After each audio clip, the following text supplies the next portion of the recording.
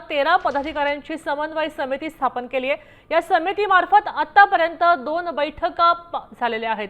मात्र शिंदे सेनेचं वर्चस्व असलेल्या ठिकाणी कल्याण डोंबिवलीमध्ये या महापालिकेमध्ये भाजपनं 5 वर्षांचे महापौर पद आणि 83 नगरसेवकांच्या जागांची मागणी केली आहे। तेव्हा युतीमध्ये अंतर्गत तणाव वाढल्याचंही दिसतंय।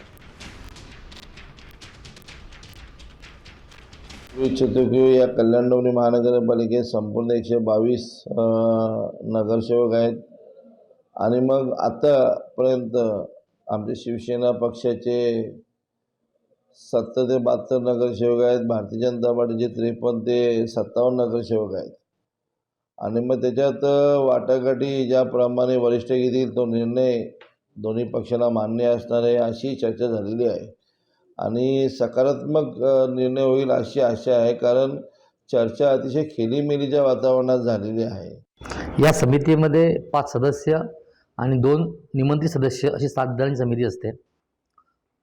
या समितीने आणि शिवसेनेची समिती अशी आम्ही 1-2 बैठकी पार पाडल्या।